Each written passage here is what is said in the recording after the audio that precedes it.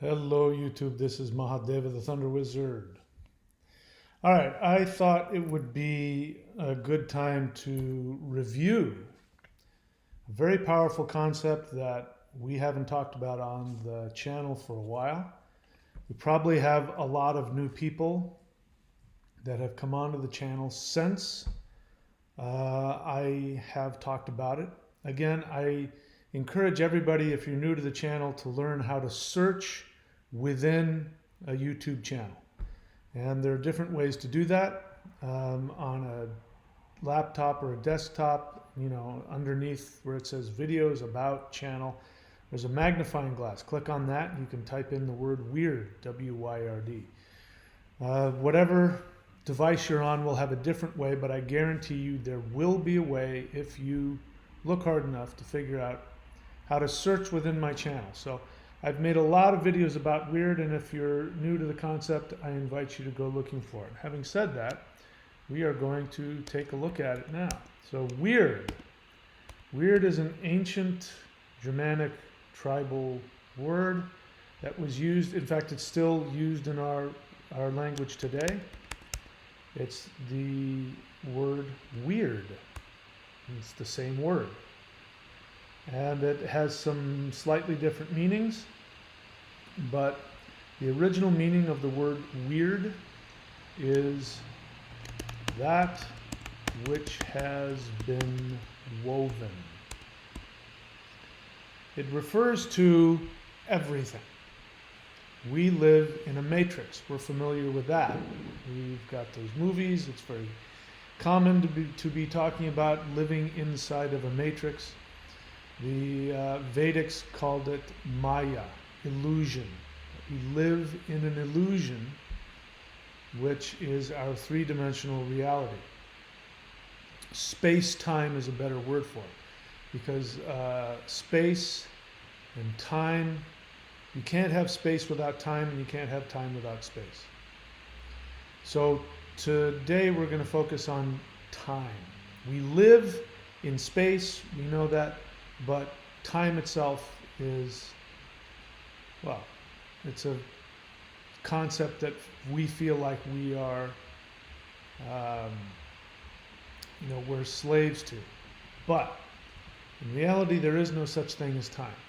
And we can understand how time works, especially our experience of time, how time works when we understand the ancient concept of Wyrd. So if you looked at the thumbnail that we used today, you see this. This is somewhere in Scandinavia. I don't know exactly where it is, but I think it's in a park somewhere. Anyway, these are the three Norns. The three Norns are Norns, they're giantesses, and a giantess is a being that is even beyond the gods. So even the gods must bow to the giantesses, or giants or giantesses. Giants, when we're not talking about the evil giants like trolls and jotuns, those kinds of things, we're talking about the forces of nature that the universe operates from. Time is one. So the Norns are, there's past, and her actual name is Origins, or the translation of her name is Origins. There is the present, and the best way to translate her name is immediacy, or obviously right now. And then there is future, and that is, interestingly enough, translated as debt, D-E-B-T, debt. So there's origins, immediacy, and debt. These are the names of the giantesses who are weaving space-time. So I've kept this picture up here this whole time. Sorry about that. So you can see them here, and they're weaving a thread. They're weaving a thread, and that thread becomes space-time.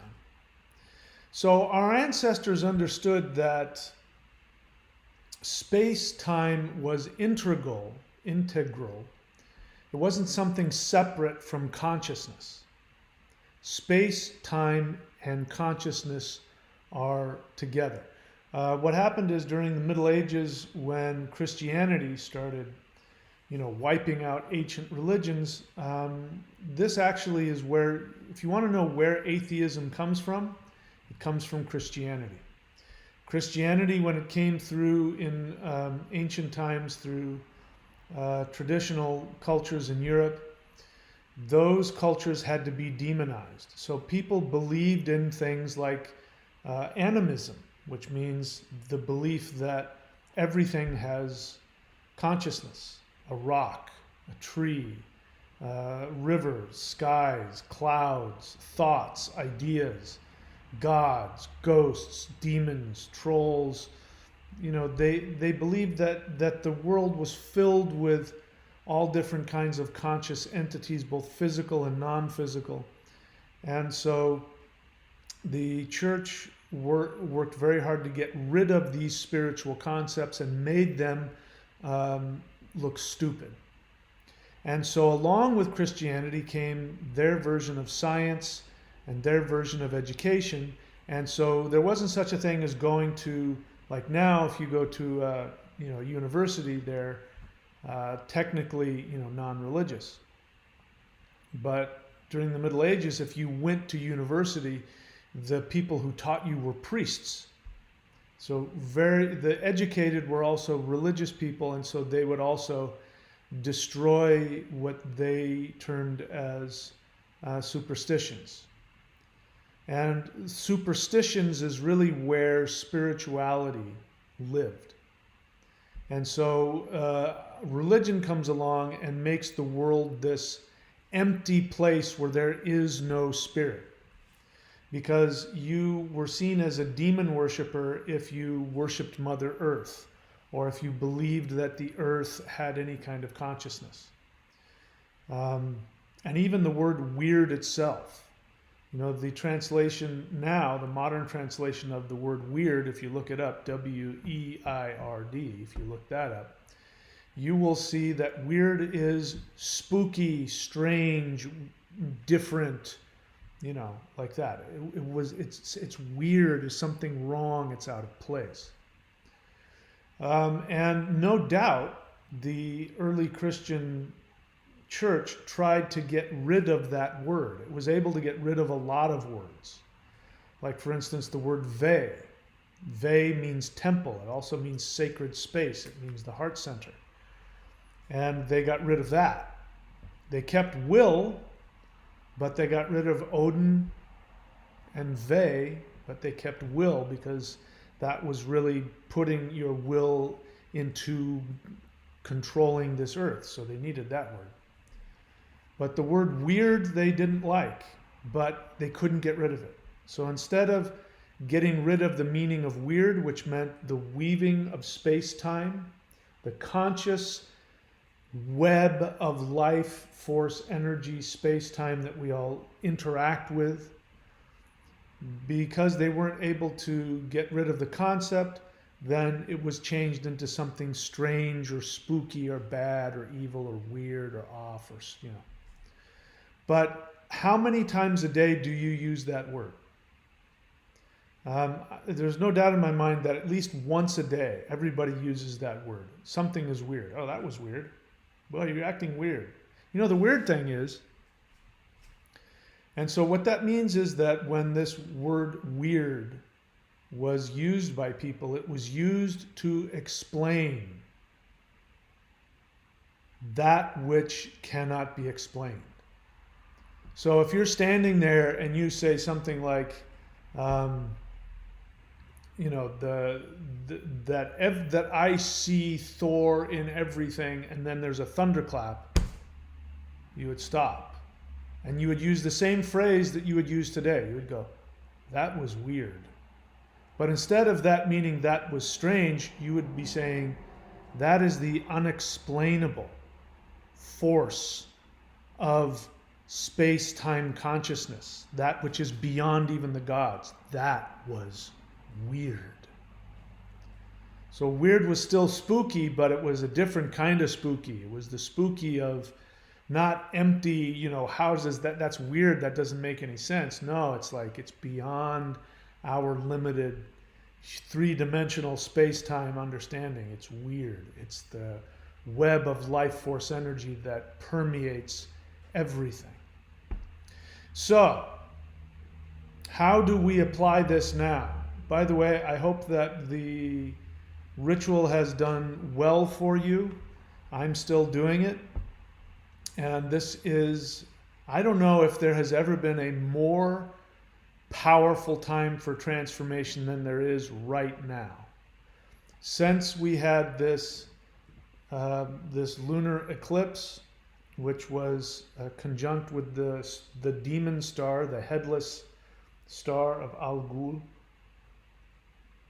between now and the solar eclipse, which will be coming soon, this is the time of transformation, because the two nodes, the south node and the north node of the moon, which is what we're experiencing here, the blocking of both the mind, which is the moon, and the soul, which is the sun.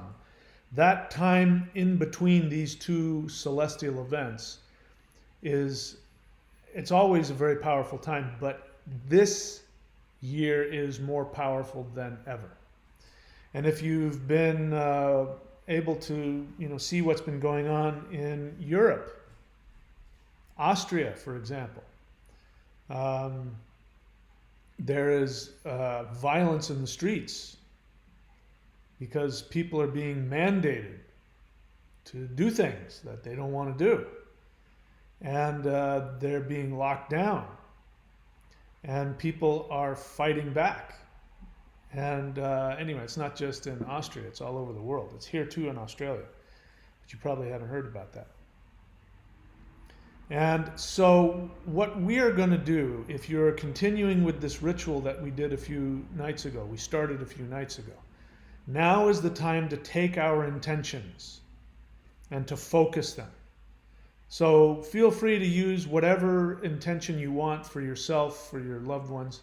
If you want to focus it on the world and see if we can change world events, change, consciousness is what I'm focusing on. I want people to wake up. If you want that, this is the best time to begin doing that. So we're going to talk about how the concept of weird is more applicable now than perhaps ever. So we've got the three Norns, these three giantesses, past, present, and future, origins, immediacy, and debt.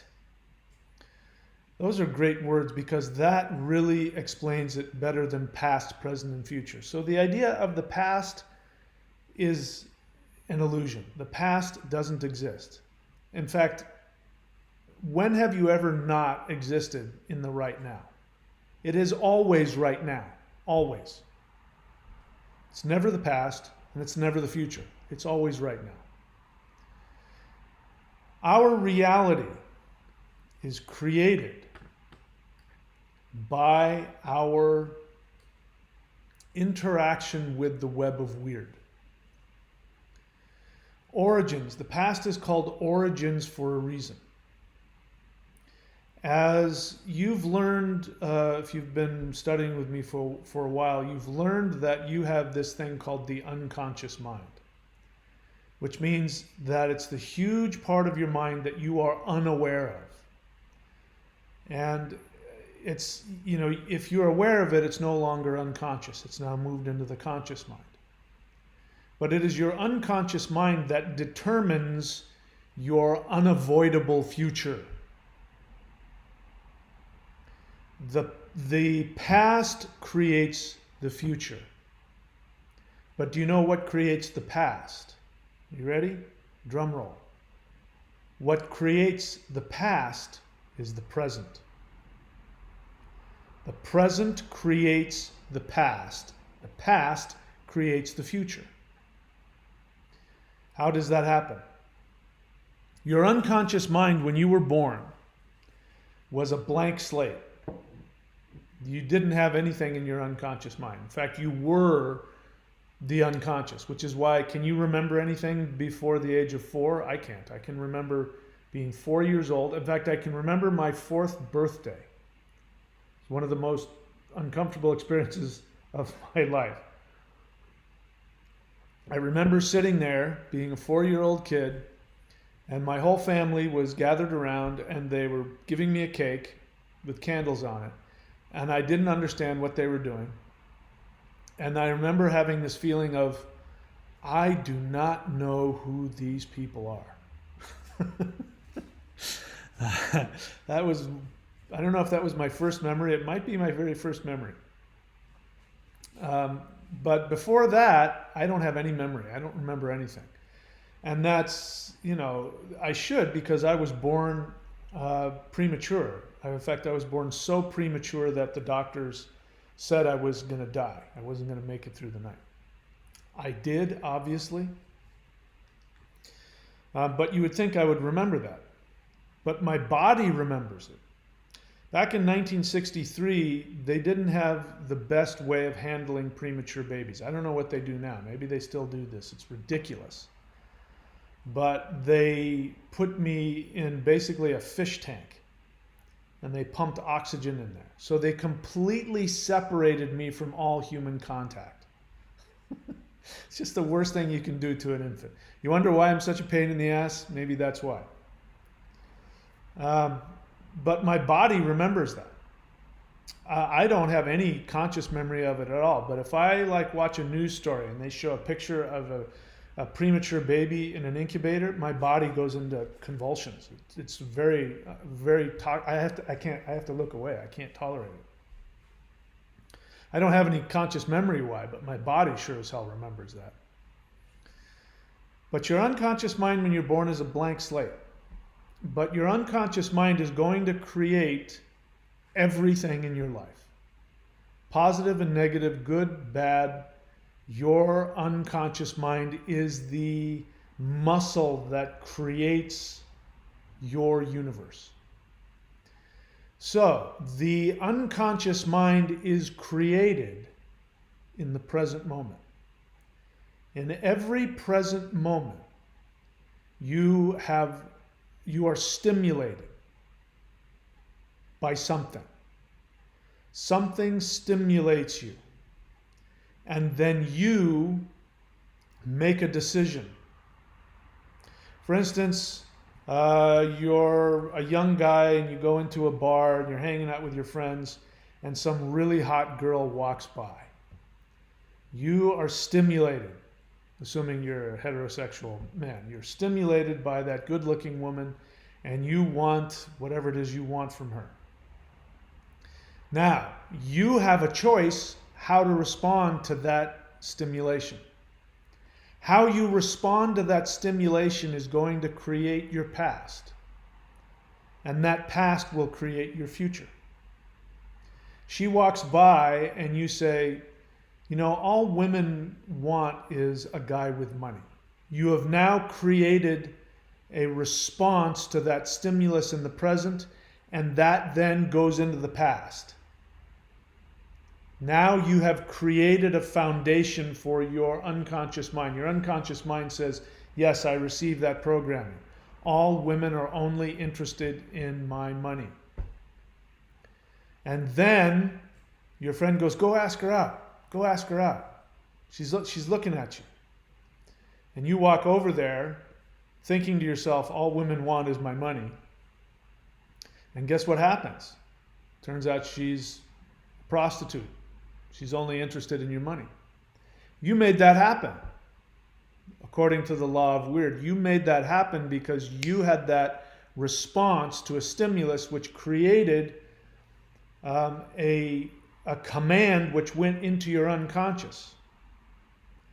Now, you could also focus on, I've only noticed that all women do is objectify me for how much money I have or what I do for a living. guess what's going to happen? Because you keep repeating that phrase over and over again, your unconscious mind goes and creates that. And then the future, which is called debt, D-E-B-T, you have to pay a debt to your unconscious mind in the past in the future. The future is a debt you have to pay. So if you have a negative thought about, all women are this, that, you create this past. You now have this experience that's all women are interested in. And guess what's going to happen in the future? You're going to run into women who only see you a certain way. They're going to objectify you based on your job or your money. And then you'll say, you see, all women are like that. So that's just one example. When you're a baby, you don't have any origins. So you learn from what people tell you. And they tell you through their energy, because you can't understand language yet. You're just this unconscious mind that is responding to everybody's energy. Now, let's say dad has this. Let's say dad has a chip on his shoulder about women. Well, you're going to pick up on that. Energetically, you won't consciously know it, but energetically, you will pick up on that, and that will go into your unconscious mind,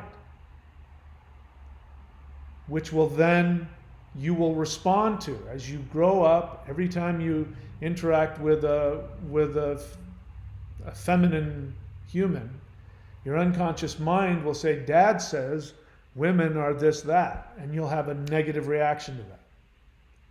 And every time you do that, you keep recreating your origin. What if you could change that? What if you could decide in every single moment to change your past? If you can change your present reaction, you will change your origins, which will change your future. The word debt and the word karma, by the way, there's nothing bad or wrong about either of those words. Karma means action. That's it. People think karma means bad things coming to you from past life, or you did something bad in this life and then karma is going to come get you. Karma is getting you every single moment of every day. Every time you take a deep breath in and you get oxygen, that's positive karma. Every time your heart successfully beats, that's positive karma. You did something right to get this positive experience in space-time, but you don't pay any attention to that because you only pay attention to the bad stuff. When things go your way, you just take it for granted, which is the way it should be. So debt is the debt that you have to pay based on the reaction that you have in the present moment.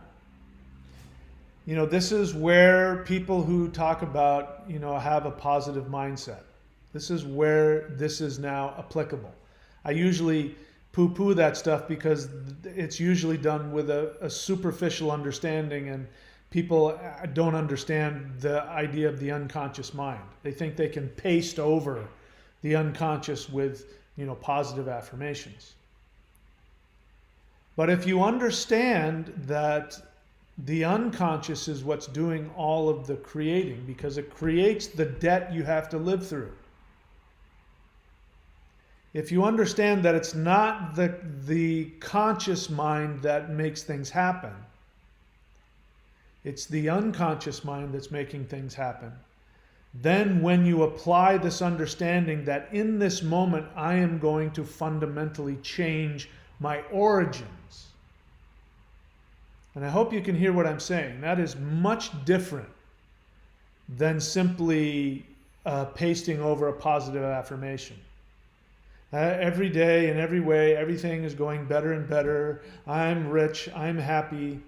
You don't realize that in that moment that you're trying to tell yourself, I'm rich and I'm happy, you're doing that because you're responding to your feeling of insecurity, your feeling of fear, and you're actually saying to yourself, yes, I'm insecure. That's why I'm telling myself I'm not. But if you have the ability in each waking present moment to seek not to paste over the unconscious, but to fully integrate with it, to be aware, to be consciously aware that, yeah, that woman's walking by you in the bar and your first response is to parrot what your dad used to say about women. If you have the ability in that moment to go, that's really painful, what I'm feeling. The thought that that woman would reject me or would objectify me is really painful. I'm going to shift that. So instead of going up to her and asking her out, trying to, get what you want from her, you're going to go up to her and you're going to say, in all honesty, how are you? And without any expectation, you simply want to connect with another human being and see if you can give her a gift of whatever.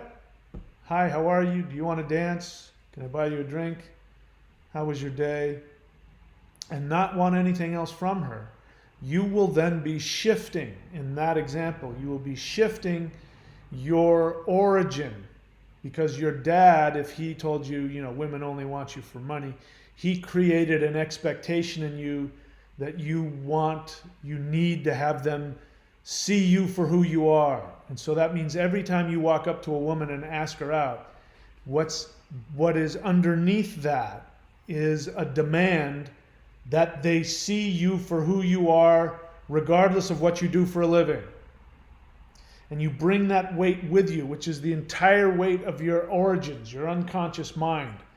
You bring that with you. Your friend told you to go, he pokes you with his elbow and tells you to go ask her out. And you're going to tell yourself, I'm not going to listen to my insecurity, I'm going to go ask this girl out. But in reality, you're bringing with you all of this baggage from your origins, and you're going to get her to give you what you've never had, which is to have a woman see you for who you truly are. And you're going to bring that with you, and she responds negatively. She is not at all interested in you, and she asks you, so what do you do for a living? Well, I'm not looking for that. And you have no idea that what you did was you pasted over your unconscious mind instead of shifting it. Shifting it completely. It's asking a lot, but if you can meditate on this concept, I'm not expecting anybody to be able to do this, to be able to just instantly change things because I flippantly said you have to shift your entire origins. I think that's the first time I've ever seen a street cleaner. Is that weird? I've been here for 2 years. Maybe it's a sign. That's the first time I've ever seen a street cleaner on this road. We're going to wipe your street clean. All right, so can you grasp that? In every single moment, including this present moment, every single nanosecond, you are choosing to either reaffirm all of your origin stories. I am this, women are only like that, the world is like this, I'm blah, blah, blah. Or positive things. I am happy, people love me. If that is truly in your unconscious, then you are repeating that and indulging in that and choosing to reaffirm that in every single moment. Then that origin will create this happy, lucky, prosperous person who then creates a future filled with happiness, prosperity, love, all of that. So, what we have to do in this time period that we are living in, which is, it's my projection. This world that I'm living in is my projection. Your world that you're living in is your projection. If you're living in Austria right now and there's, people, throwing firebombs in the street, and it really is affecting you in a negative way, well, you have to ask yourself, what am I doing inside of me to continuously create that so that I have to keep living through it? You know, it's very easy right now for those of us who have chosen not to get the Cylon upgrade. It's very easy for us to get into a state of despair and to get really negative. And then, you know, as I said, you know, a broken clock is right twice a day. I do not regret any of my past sermons with you telling you to stop being victims. I don't regret any of that. It turns out I was wrong about a few things, but the universe is still the same. And so there are people that I happen to agree with now about the Cylon upgrade and the reptilian horde that's running the world. I happen to be in agreement with a lot of people that I used to chastise for being victims. But the fact that we're both right about the fact that the reptilian horde is trying to wipe out the human race with the Cylon upgrade, despite the fact that we agree about that, I still see many of those people whom I interact with, they're still reaffirming all of that negative origin story within themselves. And they just happen to be right, because a broken clock is right twice a day. So at some point, you're going to be right about something. Right now, you happen to be right about they're doing it to you, because they are.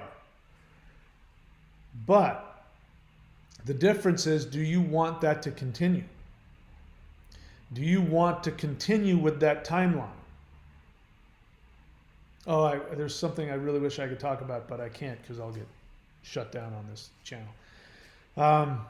Do you understand what I'm talking about? Is it making sense? This is where mantra comes in. This is where runes come in. I don't know how your experience is with the runes. I mean, I don't chant runes very often. And the reason I don't chant runes very often is because when I do, my whole entire Wyrd changes. My whole universe changes. And so if I'm going to chant a rune, especially in the 9-world ritual that we're doing right now, if I do that, I have to be prepared for that power of that rune to completely, totally, fundamentally shift my reality. Now, other people may be different to me. That's what happens when I chant the runes. But this is probably, I would say, this might be the most powerful use of the runes. Using the runes, chanting the runes. You know, for instance, we use runes to divine the future. We don't use mantras to divine the future. I mean, I don't have a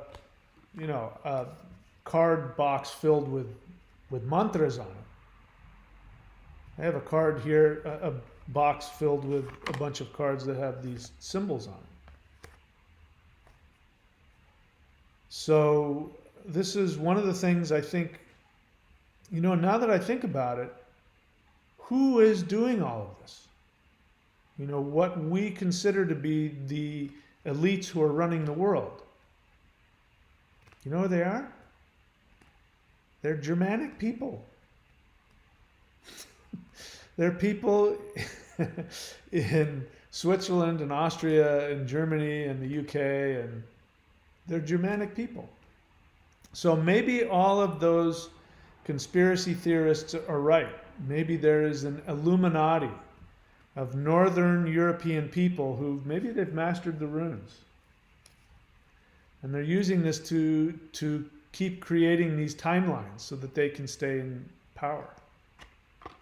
Anyway, I'm just babbling on here. So the runes are one way that we can use to shift our origins, which will then shift our debt, our future. Mantra is another way that we can do this. Whenever you chant mantras, You are reformulating your unconscious mind. When you chant a mantra that works well with you based on your astrology, what will happen, guaranteed, is that that mantra will seep into your unconscious mind the same way that antivirus software seeps into your hard drive. It's going to go in there, it's going to seek out the aberrant code, which is your origin story that is not in alignment with your soul. When you're, and we all have it. We all have origin stories, our past, which is our unconscious fundamental assumptions about who we are, the universe, blah, blah, blah. When we chant a mantra, that goes in and it starts finding these aberrant programs, and it will pull it out and bring it to your conscious awareness. And you will have to make a choice.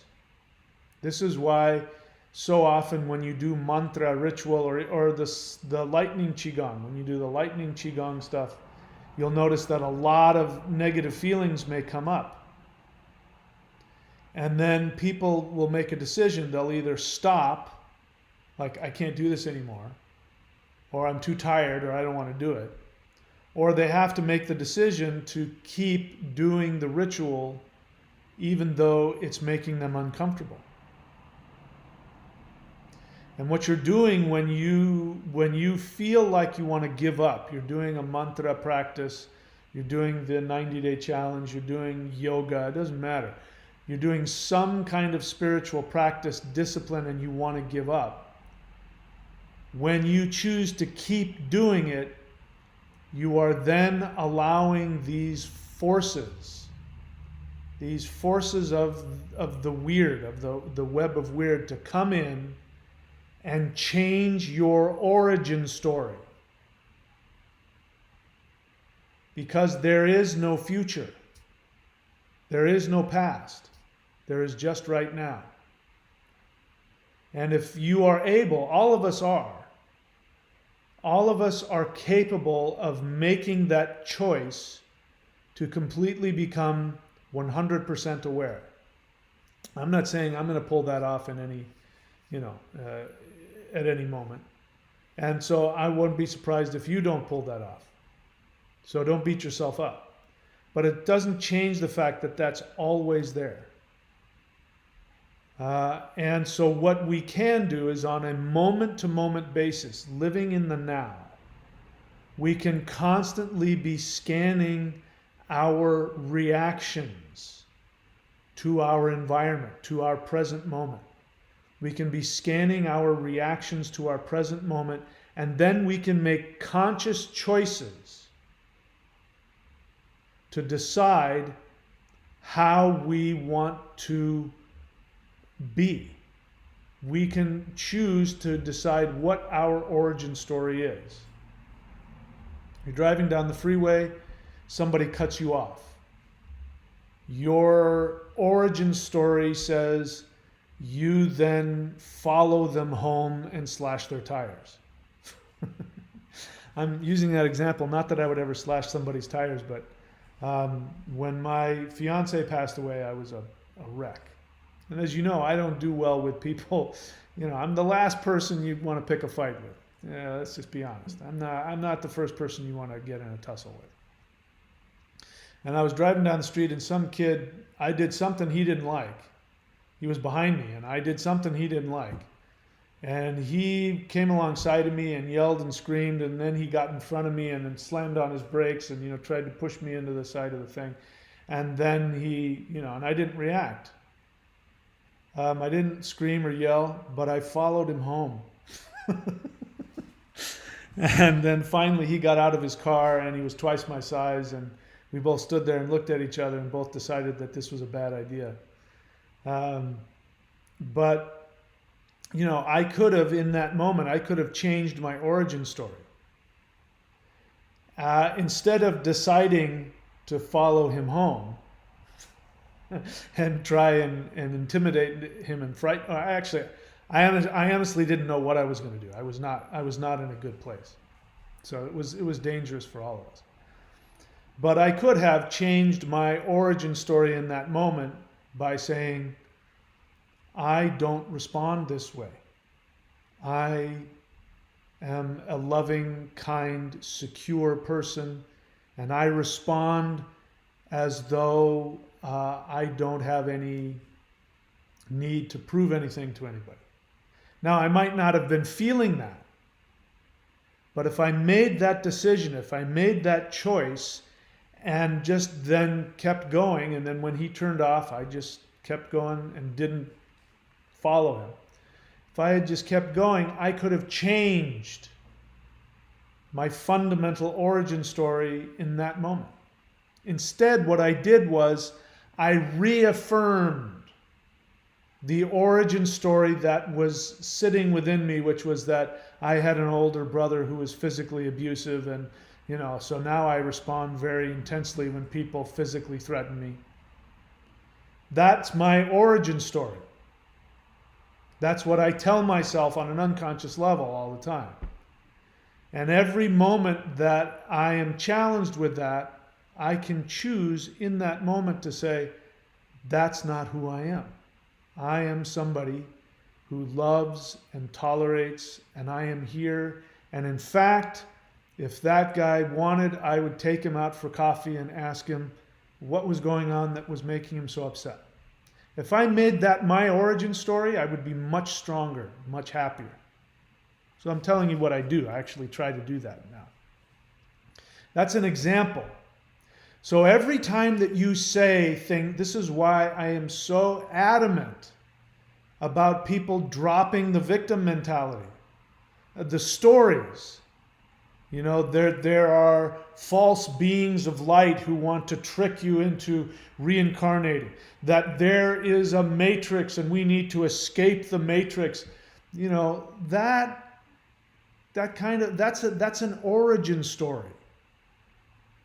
And every time you indulge in that, for instance, right now, it would be really easy for me to go off on that because I'm getting ready to leave the country, and my country is making it very difficult for me to travel by plane. And my country is making it very difficult for me to come back to my own country that I'm a citizen of. There's all kinds of forces that are working to pressure me into doing things I don't want to do, that I believe are unhealthy for me. And it would be very easy for me to then indulge in my origin story and start saying, like everybody else, they're all out to do it to me. It'd be very easy for me to do that. But I'm choosing to do something different right now, which is, by the way, one of the reasons I came up with this idea for this ritual. Because I want to do something to change this world.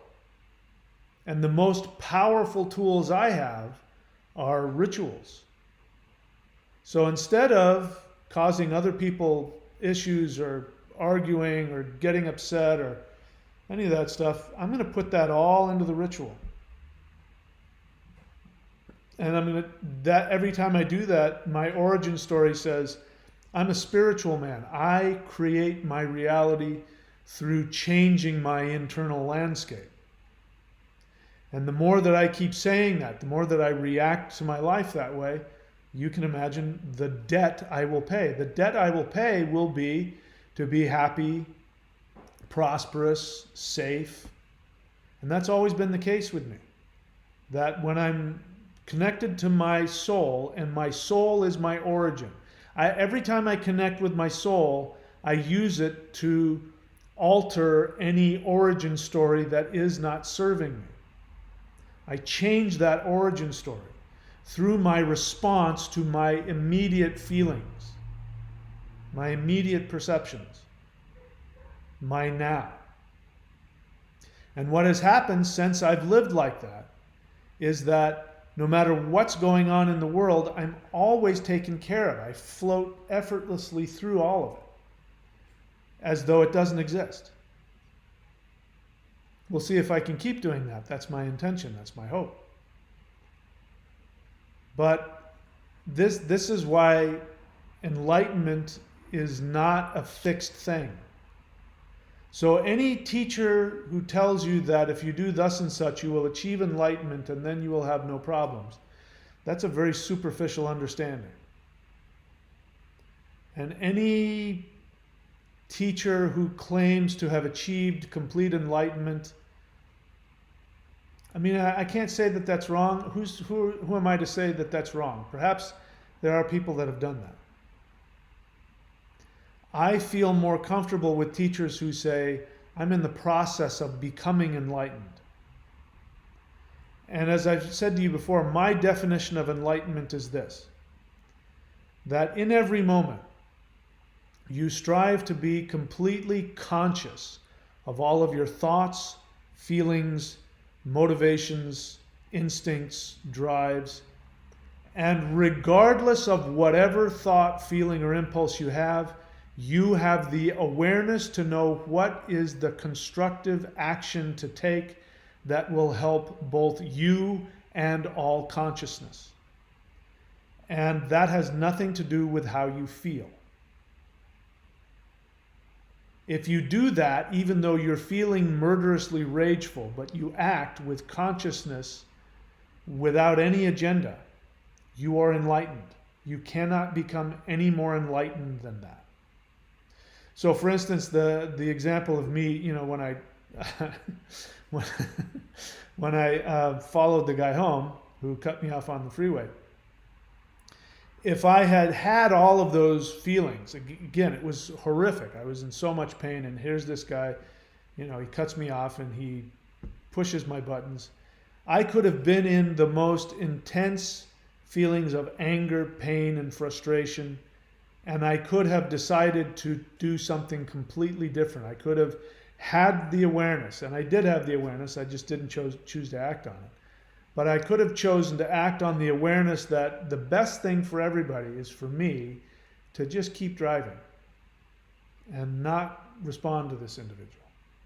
And then use that time to then have that trigger be something where I could maybe pull over and cry because my fiance had passed away, and what was really going on is I was in a lot of pain. I would have shifted my origin story a little bit, which would have created a different future. Who knows what the future would have been if I had done that. So does that make any sense? Our past is created in the present, and our future is created in the past. You create the past in the present. You don't create the future. You create your past by how you respond in every nanosecond, every choice you make, every action you take, every belief that you choose to reinvest in, or every new belief that you choose to believe in, which will change the old belief. Everything you do right now creates your past, and that past will then create your future.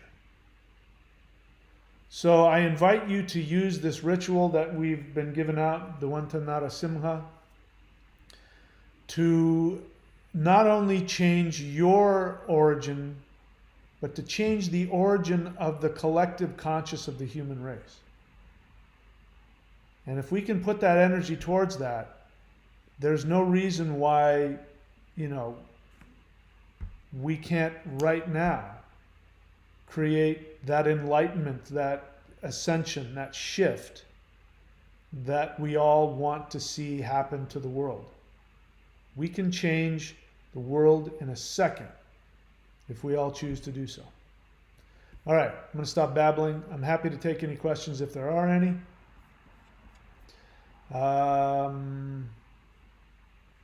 Zerlath has an honest, first off, Sevadial Devi has given me $1.99. Thank you very much. Zerlath, honest feeling. By the way, the things I'm looking for are honest questions and honest feelings. Honest feelings, by the way, this is why. This is why I ask you guys to give me honest feelings, because when you are able to have a feeling and you make no judgment on it and take no action on it, you are now in the space of knowing what your origin story is. You can't do that if your opinion, or excuse me, I'm getting ahead of myself. If your feeling then forces you to make a conclusion. If your feeling then forces you to have an opinion. That's why, in case you don't understand why I'm so hostile to people when they say honest opinion, I go, I haven't asked for your opinion. I don't want your opinion. I want your honest feeling. Because I want to give you a space where you can have your deepest feeling, which will connect you to your unconscious.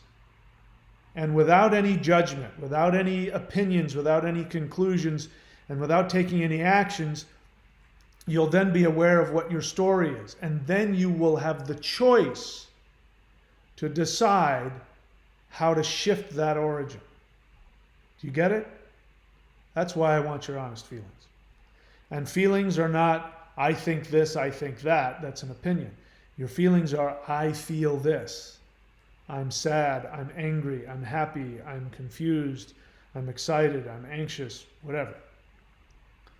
So Zeralath, honest feeling. This ritual has been incredible for me. Just the immortal Qigong is empowering. I'm very happy to hear that. Gleeze, is that your name? Honest feeling. I'm new to the channel. I've been binge watching it for 2 months. The ritual is the first time I did Qigong. I felt scared, awkward at first, being a beginner, but I'm happy I did it. Congratulations. I hope it worked for you. And I hope it continues to keep working for you. Another honest feeling. I'm from Russia. I feel truly lucky and grateful to have found your amazing channel, sir. Thank you so much. You are a tremendous help and inspiration. What a very beautiful thing to say. Thank you. I accept that. Makes me makes me blush a little bit. That's my honest feeling, but I appreciate it. And I am more than that, I'm happy that the channel is being helpful to you. Zeralath, testimony. Let's see if I like testimonies. I have whispered the rune of this ritual during exhales in the Qigong, like Raito on the first night. It seems effective. You better believe it. I don't know that there's anything more powerful than runes. I mean, I wish I could put into words the feelings I have about it. Like I said, mantras are like, I don't know. Runes are the fundamental life force vibrations in the web of Wyrd. When you chant a rune, you're literally vibrating one of the threads of the space-time web. I mean, that's the feeling I get. That's why I have such respect for them. I don't put them on my body. I chant them very sparsely. I only chant them when I'm really clear. And even then, some of the stuff that's happening now is a result of chanting these runes. But they're amazing and beautiful and wonderful. And, the whole story of Odin, Odin, the reason why Odin is the king of the gods is because Odin was the person who discovered the runes, the mysteries of the universe. Rune means mystery. And before that, if you know anything about Indo-European religion, in the Vedic religion there is no Odin. Shiva shows up around the same time. They actually are the same being, but that's another story. But originally in Vedic mythology, there is Deus Pita, which means Sky Father, and then there is the Earth Mother, and then there is Inthura or Thunar. Actually, I just found this out. This is very interesting. This is what I'm about to tell you. I've just found this out, and it's incredibly interesting. So, the story of the Indo-European people is that there was a society of people who lived in the grasslands of what is now Eastern Europe above the Black Sea. And these people were hunter-gatherers, and they hunted herds of horses, because that's where the horses, wild horses, lived on these giant grass plains there. And so had to have been thousands of years, they hunted these horses for meat, for clothing, etc., etc. Then they figured that they would corral them. And then they had these corrals of horses that they used for meat, and etc., etc. And then somebody had the bright idea to get on top of one and ride one. And then they used that to corral and move the horses around. People would ride on horseback and corral them around. And then they started figuring out that they could, hook up wagons to the horses. And then they started, then when they figured all that stuff out, they swept down from that place in Eastern Europe above the Black Sea, and they went in every possible direction, and they started incorporating, conquering, merging with, and they brought their language with them and their religion. Now, what I have always felt about the Germanic religion is that the mythology of the giants, the Aesir, the Vanir, the names of the gods, all of that, to me they seemed like more primitive, earlier renditions of the Vedic gods. For instance, Indra. Indra, the Vedic god, is, as you know, the god of lightning and thunder. He was the main god for a huge portion of the Vedic religion. And his name, Indra, comes from 3 root Indo-European words. In, thu, ra. In means bright or full. Thu means drop of water, like rain. It also means drop of ambrosial nectar. And Ra means king or ray of light. So Inthura is the king of the full moon, because Thu also means moon, which is seen as a giant drop of ambrosial nectar in the sky. So Inthura is the king of the full moon, or the king of the bright drop, the raindrops. These are all multifaceted. This is his name. It's a construction, Inthura. The Germanic, same god. The Germanic name for the same god is Thunar. Thunar comes from 2, I should be writing this down. Of course, I've written books about it. You can read my books. In Thura means full drop king, right? Thunar, you probably know of him as Thor, which is a contraction of Thunar. Thunar is Thu,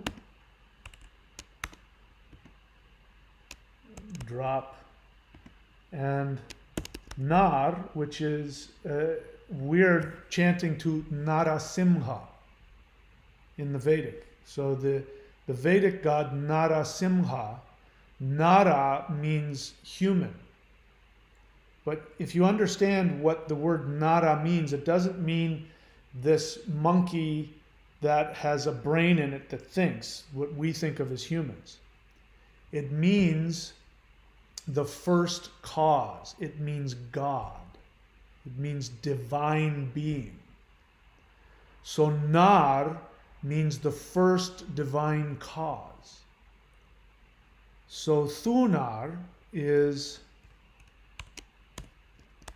the first divine cause of the nectar of immortality. Isn't that a much more beautiful name than king of lightning. What's interesting is that that has always felt to me, and the names of the gods. For instance, let's take Prajapati. This is a Vedic god. Comes from two words, actually three words. Prajapati. Prajapati comes from three words. Pra, which means, for lack of a better word, fertility. Ja, which means feminine empowerment. And Prajapati, and then you have Pati, which means lord or husband. So Prajapati is the Vedic god of fertility. It's a male god. He is Pati, the husband or the lord of Praja. Pra means expansive, creative energy. Ja means Shaktified. So Praja is a goddess. It means the goddess of fertility. Prajapati is the lord of the goddess of fertility. So what word sounds like Praja? Freja, the Norse goddess of fertility. And the feeling I get from that I've had is that the Germanic gods are a more ancient, more primitive, foundational expression of the Indo-European religion that we see in the Vedic religion, which shows a more, a further evolution. So it used to be Pra. And what Germanic god sounds like the word Pra? Frey, the god of fertility. You just say it with a Germanic accent. Pra with a Germanic accent comes out, Frey. So Praja with a Germanic accent comes out, Freja. What we're seeing in these Germanic gods, these Germanic gods we are seeing a snapshot. When these original Indo-European horse lord warriors came down into northwestern Europe, they interbred with the blonde hair, blue-eyed hunter-gatherers that lived there. Those people then took on the Indo-European language. They had an accent. And in their accent, the words pra and praja were pronounced fre and freja. So what we're seeing is a time capsule of one of the earliest expressions of the Indo-European language as it's being introduced into a new culture that's becoming now a fused culture.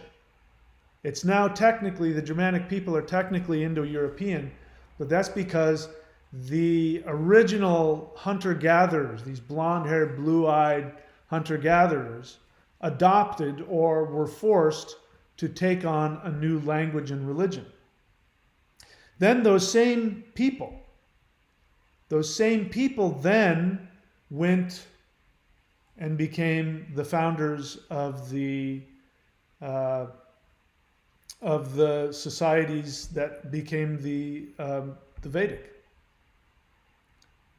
And so we're now back to this whole thing of, it's a lot more complicated than we thought. So these guys came from up above in wherever those grasslands are. They came into multiple areas, but they went into Western Europe and they created what's called the corded ware culture. And then from that, they regrouped, and then they went into places like Iran and India. So it turns out that my feeling seems to be correct. That my feeling is that the Germanic version, where you have like this older, more primitive, shamanic understanding of Vedic religion, seems to be more in line. It's also possible that they did take their hunter-gatherer religion and combined it with whatever religion these people were bringing. And maybe that's a possibility as well. Anyway, I got off topic, but I found that to be very interesting. What else? That was a respond to somebody's feeling somewhere. I have no idea how I got off on that. I was talking about runes, I think. Glia's question, Mahadeva, I feel scared and desperate due to all the restrictions they impose on us for refusing to get the Cylon upgrade. How can I stop myself from spiraling into hopelessness? Well, first, you have every right to feel like that. This is a very unusual time. My understanding is that people are being fined $3,600 for not getting the Cylon upgrade. If you live in Austria, you will be fined $3,600 if you don't get it.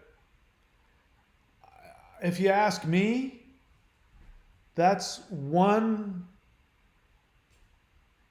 hair away from locking people up. I mean, you can't, there's no other place to go. If that doesn't work, what else is there? You start putting people in camps, locking them up, you start tying them down and forcing them to, I mean, you have every right to feel that. It's a real thing. But having said that, your hopelessness is a feeling. You don't have to stop yourself from having that feeling. It's okay to feel that. But the feeling doesn't have to create your reality. So what we do is exactly what I've, given to you. I mean, there's other, I'm sure that's not the only way. But one thing you can do is to do this ritual with everything that you have. When you do the ritual and you chant to Narasimha, give him all of your hopelessness. The interesting thing that I find kind of unexpected and ironic is that, I'm chanting Narasimha mantra with you guys. And the feeling I get, instead of the rage that I was expecting to feel from him because he's a rageful deity, is I feel actually love and acceptance and compassion. And more specifically, compassion for myself. I'm doing my best in this life and in this world, and I practice what I preach, which is that I do my best to make choices that will only guide me towards my soul. That doesn't mean I feel like that all the time. It doesn't mean that I believe in myself. Let me be really candid with you guys. I go on and on about you can create your own reality. I'm so harsh with victim mentality. You want to know why? Because nobody has a worse victim mentality than I do. I wouldn't want anybody to live in my head. It is the worst place to be. My head constantly attacks me, criticizes me, devalues me. I mean, it's a 24-hour, 7-day-a-week thing. I have to be careful when I take naps in the afternoon because for some reason taking naps in the afternoon really clicks that in, and when I wake up from that nap, I'm suicidal. I hate myself that much. But I've learned, because of all of the work that I've done on myself as well as the spiritual discipline, is that feelings do not determine my actions. I have to completely feel them. And I tell myself the positive affirmation, which I share with all of you, which is, even though I have this feeling, I thoroughly and completely accept myself. There are times I say that because if I don't know what I'm going to do. So if you look at me and you see that I am cavalierly telling you, don't be a victim, follow your soul desire, and if you think that that's easy for me to do, you are dead wrong. When I explain to you how when you go after your soul desire, your resistance will kick in and try and stop you, it's because I live that on a daily basis. So you don't have to stop the feeling of hopelessness. You only have to take action based on your conscious awareness. And if you're not aware of what your soul desire is, this is the time to do that. During these rituals, you can ask yourself, what does my soul want? And you will get a flash of inspiration. A flash of joy will hit you. And you'll see in a brief moment what you want to do. You will experience it as some kind of inspirational feeling. And it'll be gone as fast as it appeared. If you don't understand that that is literally, God's message to you, if you want to believe in God. If people say, if only God would just give me, just send me a letter in the mail to tell me what to do. Well, your soul is God. And when you have that flash of inspiration, that flash of joy that tells you, in my case, when I came here, I want to move to Australia and live on the beach. I don't know how I'm going to do it. I'm going to sell everything I have, pack everything up, get on a plane and come here. And what ended up happening was that I ended up living in literally the best place in the world, Queensland, Australia. New South Wales, Victoria, those were not good places to be for the pandemic at all. Those are horrible places to be. Queensland, Australia, paradise. No COVID, complete bubble, free from everything, no lockdowns, no nothing. I've been living the dream while the rest of the world has been languishing in lockdowns, and I haven't had to deal with any of it. My soul told me exactly what to do. But what ends up happening is when your soul desire hits you and that joy and that inspiration hits you, if you've got a bunch of negative garbage in your unconscious, it's going to jump in there and get rid of that as quick as possible. So how many times have you, in the middle of the night, you're up talking with your friends or you're meditating or you're doing something and you go, oh my God, and you have this vision of the most intense, wonderful, beautiful business or practice or something that you could do. And oh my God, this is going to change the world and I can't wait to do this. I'm going to do it tomorrow. Because you think that feeling's going to last. And you go to sleep and you're all happy. Now, you didn't write anything down. A little voice in your head said, you should probably write this down. And you went, no, I can't possibly forget this. This is so inspirational and amazing. My life has changed. I'm never going to be the same. You wake up the next day and you go, what the hell was I thinking? I can't even remember what was it that I wanted to do? Oh my God, it was so stupid. Oh, I'm such an idiot. That's how it works. When you have those flashes of inspiration, you write them down. And then when you wake up the next day, if you're like me, the thought of doing that thing will make you suicidal. You want to jump off a cliff. But I've learned that that is my soul's command. I have to do it. I don't have to like it. I don't have to feel good about it. I don't have to feel, worthy of it. I don't have to feel anything. In fact, I've come to realize that if I have that, I'm probably going to feel pretty crappy as I follow through and do it. So if you haven't already, watch my videos on the shamanic secret commandment to a perfect life.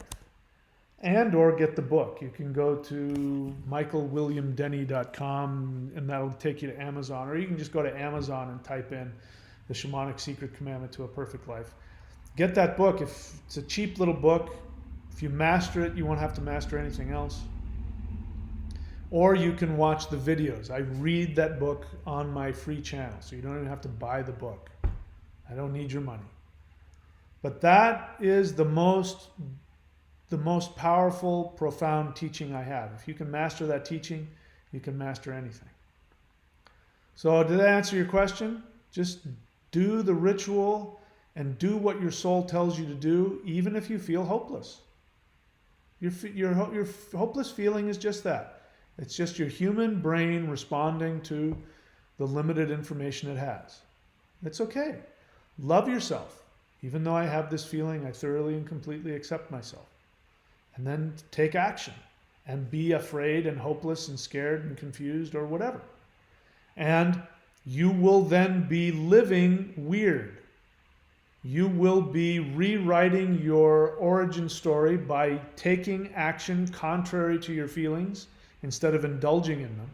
And the end result will be that you'll be feeling all these horrible feelings while you're taking these frightening actions, and then you'll be creating a debt in the future, and the debt will be happiness, money, love, prosperity, all those good things. Do you get it? You guys get how weird works? Vincent.thunderwizard.com says hello. You can go to his website and get a reading and get a mantra from him. Vincent.thunderwizard.com. And if you want, anybody can do this. You can go get the, you can go to lockdown.thunderwizard.com. And if you pass the tests of those certifications and you come on here, I will give out your website as well. If you decide you want to do that. Gaijin 3369, please put your words in all caps, because the idea behind that is I don't miss it. I don't want to miss your honest thought or your feeling. Honest feeling, I came onto the stream late today, but I want to thank you for the free practice you gave out some weeks ago, beginning with summoning the immortals. It has been very fruitful. You're very welcome, and thank you for taking advantage of it. That's the way to give back to me is to do the practices that I teach you. You know, I'm healthy as a horse. I'm probably going to be alive for another 50 years. But that's what I came here to do. I came here to give these practices. And if you want to give me, make my life, worthy and valuable, use the practices. Do them. I don't care if you do the free ones or the paid ones. Just do them. Change yourself and change the world. And then I'll leave this world feeling good. Don't worry, I'm not going anywhere anytime soon.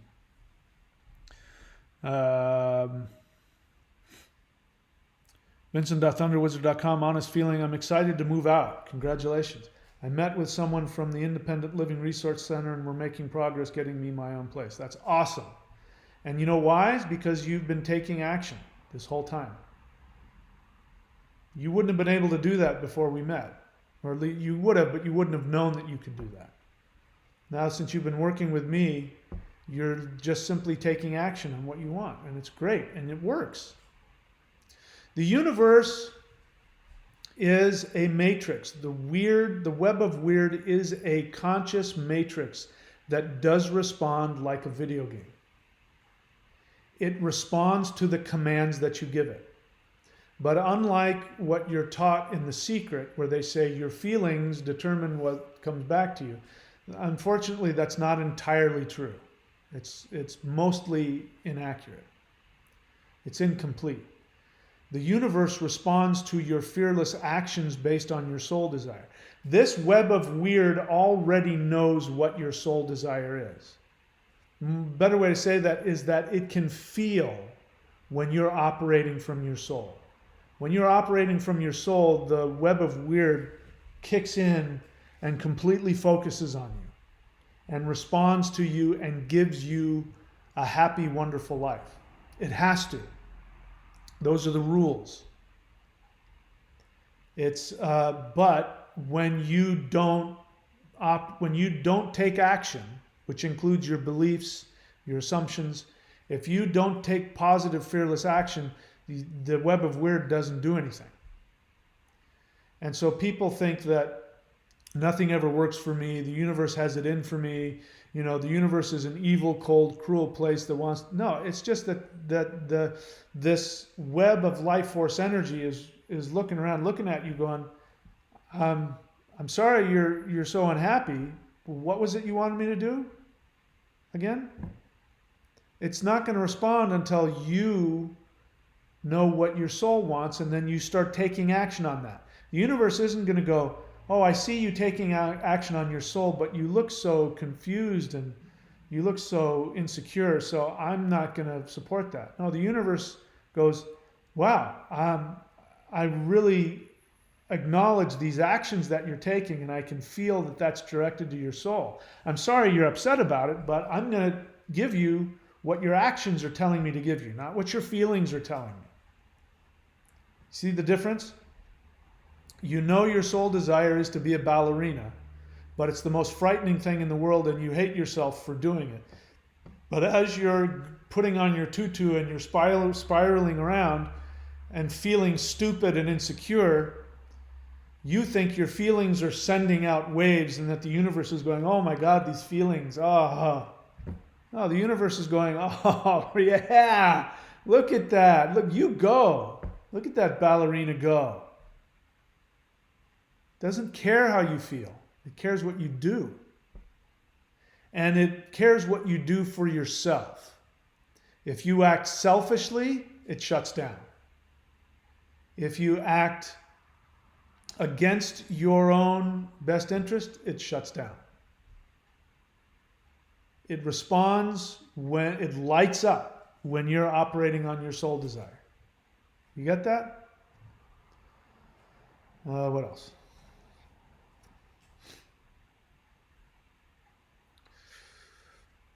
I appreciate that. Shiny Silver Bunny says thank you. You're welcome. Vincent.thunderwizard.com, honest feeling. I'm excited that my girlfriend is looking for a job in my city and will be moving here soon. She has a family here, so it works out. That's so awesome. It's all working out for you. I'm envious. I would love to have that experience myself. Maybe she's waiting for me. She's waiting for me in a mangrove somewhere in Florida. We'll see.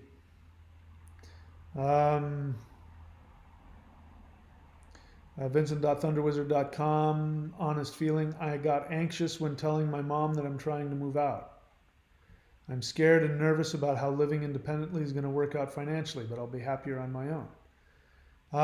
Yep, that is the exact same experience I have every time that I step out. Every time that I step out and jump off a cliff for my soul, it's always scary as hell, and it always works out. And you'd think that after 3 or 4 times, the anxiety and the fear would go away, and it doesn't. It doesn't for me anyway. Every single time it's a level up, and every single time it's you're going into something unknown, and every single time I'm going after something that I don't feel I deserve. Every single time it's the same thing, because that's the nature of growth. And every single time if I jump out fearlessly without a net, everything works out beyond what I could possibly have imagined. Every time. So far, knock on wood. What else?